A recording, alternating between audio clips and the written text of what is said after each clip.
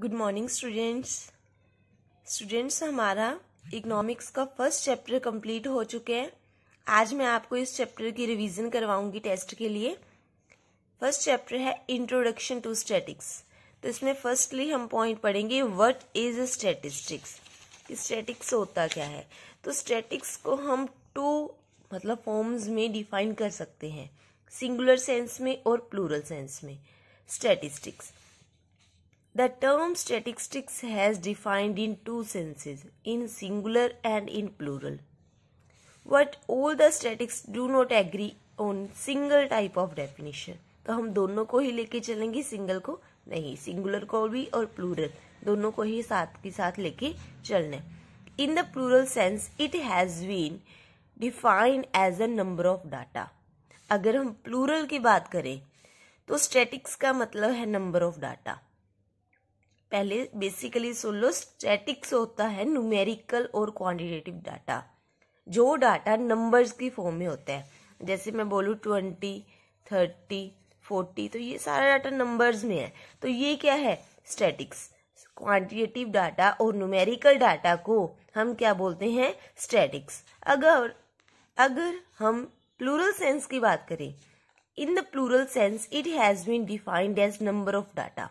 तो number of data, number of group of data को हम क्या बोलते हैं, स्टैटिस्टिक्स बोलते हैं इन प्लूरल फॉर्म में। अब in singular sense it has been defined as methods of applied data. ये कौन कौन से मेथड्स हम डिस्कस करते हैं, कैसे कलेक्ट करना है, कैसे इसको ऑर्गेनाइज करना है, कैसे प्रेजेंट करना है, तो वो हम सिंगुलर में लेके चलते हैं। प्लूरल में सिंपल था, नंबर ऑफ डाटा। सिंगुलर में हम मेथड्स को डिस्कस करते हैं। नेक्स्ट देखो, ऑक्सफोर्ड डेफिनेशन दी हुई है। Statistics has two meanings in plural and in singular. In plural it means systematic classification of numerical data. In singular sense number of data बोल लो, कलेक्शन ऑफ डाटा बोल लो, तो एक ही बात है, कोई भी लर्न कर सकते हो आप। In plural sense it means systematic collection of numerical fact.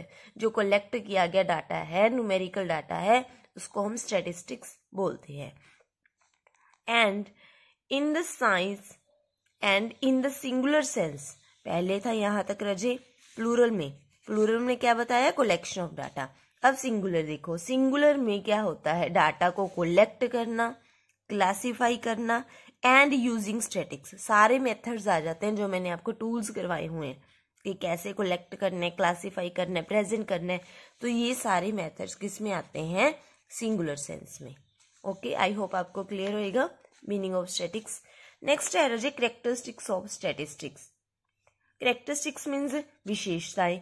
Statics की क्या विशेषताएं है, पहले आपको मीनिंग क्लियर है। स्टैटिक्स जब भी आ गया तो आपने समझना ये क्वांटिटेटिव डाटा है। क्वांटिटेटिव डाटा, जो डाटा न्यूमेरिकल्स में होता है, नंबर्स में होता है, तो वो होता है स्टैटिक्स। अब इसकी विशेषताएं क्या है। First point, it consist aggregate of fact. Static कभी भी सिंगल नंबर नहीं होता, ग्रुप ऑफ डाटा होता है। Group of data means aggregate of data.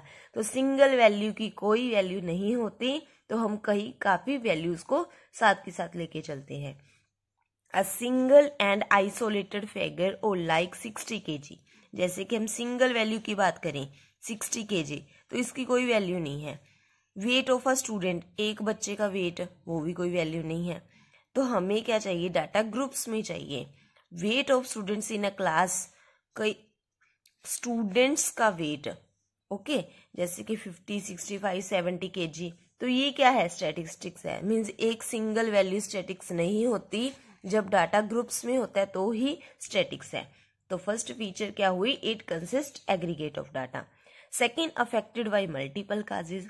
अब जो डाटा है उसको बहुत सारे काजेज इफेक्ट करते हैं। फॉर एग्जाम्पल, आपके 90 मार्क्स आते हैं 100 में से, इकोनॉमिक्स में से, ठीक है। तो 100 में से अगर आप 90 स्कोर करते हो तो उसके बहुत सारे रीजन हो सकते हैं। जैसे आपने प्रिपरेशन अच्छे से की, नोट्स अच्छे से बनाए, टीचर के सारे वीडियोज को सुना, अच्छे से पढ़े, ओके। तो ये सारे काजेज किसको इफेक्ट करते हैं, आपके न्यूमेरिकल डाटा को। तो न्यूमेरिकल डाटा को बहुत सारे काजेज इफेक्ट करते हैं। It is affected by multiple causes. Third point, it should be numerical express. अब हमने पहले ही पढ़ा है कि जो स्टैटिक्स होता है वो कौन सा डाटा है, quantitative data.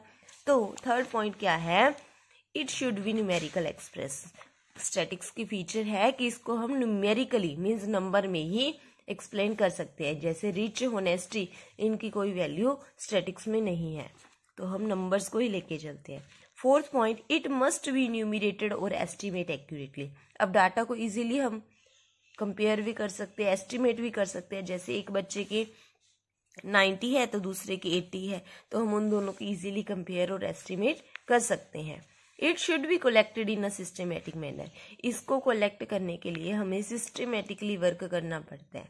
It should be collected for pre determined purpose. जब भी हम डाटा कलेक्ट करते हैं न्यूमेरिकल्स को, तो हमारे माइंड में पहले कोई ना कोई पर्पज होना जरूरी है कि हम क्यों कर रहे हैं, why we have to collect this data, फिर ही हम कलेक्ट करते हैं। तो आपने ये फीचर्स के 5 पॉइंट, कैरेक्टरिस्टिक्स के 5 पॉइंट्स लर्न करने हैं। नेक्स्ट, इन सिंगुलर सेंस मैंने आपको मीनिंग बताई दिया कि हम मेथड्स को डिस्कस करते हैं। नेक्स्ट टॉपिक है stages of investigation. 5 stages of investigation होती हैं। फर्स्टली हम डाटा को कलेक्ट करते हैं, सेकंड ऑर्गेनाइज करते हैं, थर्ड प्रेजेंट करते हैं, फोर्थ एनालिसिस करते हैं एंड फिफ्थ इंटरप्रिटेशन करते हैं। Collection of data in the first stage of investigation and is regarding collection of data. It is determine that which method of collection of data, कि किस method से हम data को collect करें। Second, organization. Organize second stage है। इसमें हम क्या करते हैं, डाटा को क्लासीफाई करते हैं या सिंप्लीफाई करते हैं, अलग अलग ग्रुप्स में डिवाइड करते हैं। पहले हमने डाटा को कलेक्ट किया, फिर उसको अलग अलग ग्रुप्स में डिवाइड कर दिया। Third, present. तो प्रेजेंट हम डाटा को कैसे कर सकते हैं, ग्राफ बना के, डायग्राम बना के, टेबल बना के, तो वो हो गई presentation. Fourth, analysis of data. Analysis में हम मेजरमेंट्स करते हैं। It is often taking under measures, जैसे मीन, मीडियन, मोड फाइंड करना कि कितना रिजल्ट है, एवरेज निकालना, टोटल निकालना, परसेंटेज निकालना, तो वो सब कुछ किस में आता है, analysis. Interpretation. Interpretation means comparison करना। जब सारा डाटा कलेक्ट हो गया, जैसे पंजाब और हरियाणा का, तो हम क्या करते हैं, कंपेयर करते हैं कि पंजाब का ज़्यादा है जहाँ हरियाणा का, तो वो हो गया इंटरप्रिटेशन ऑफ डाटा। नेक्स्ट, आपने ये डिफरेंस खुद लर्न करना है, सिंगुलर प्लूरल मैंने आपको करवा दिया। नेक्स्ट टॉपिक है functions of statistics.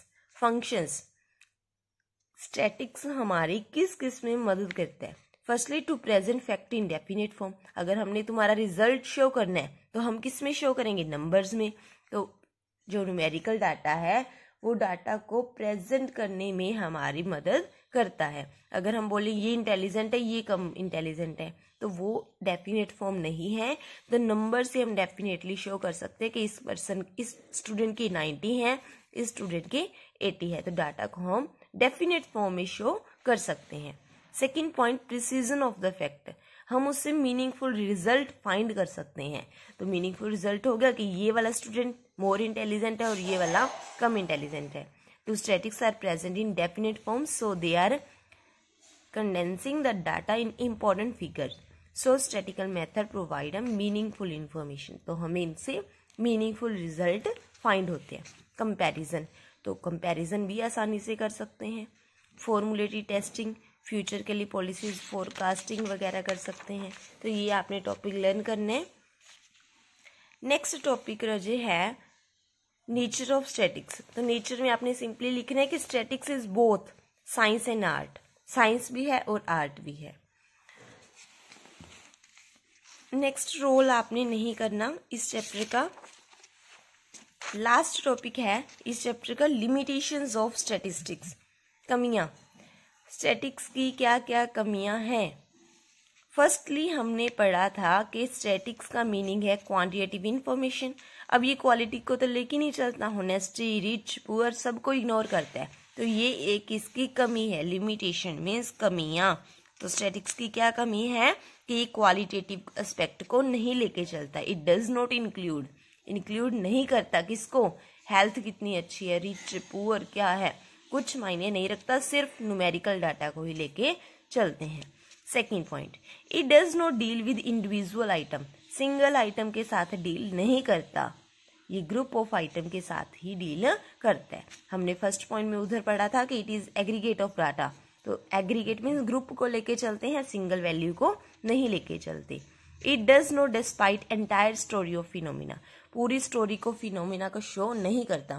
For example आपका रिपोर्ट कार्ड है, मान लो किसी स्टूडेंट के 100 में से, ठीक है, मान लो 60 मार्क्स आए, तो जो कि बहुत कम है, तो वो उसकी स्टोरी शो नहीं करता कि क्यों कम है, वाई। तो रिपोर्ट कार्ड में सिर्फ मार्क्स हैं, क्वांटिटेटिव डाटा है, नो अदर इंफॉर्मेशन। तो न्यूमेरिकल डाटा में कोई पूरी स्टोरी शो नहीं होती।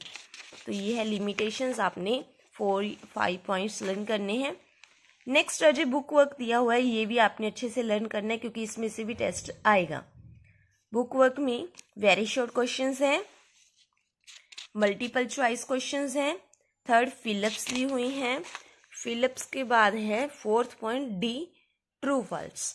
ट्रू फॉल्स तक आपने बुक वर्क लर्न करना है और फुल चैप्टर अच्छे से लर्न करना है। Okay, thank you students.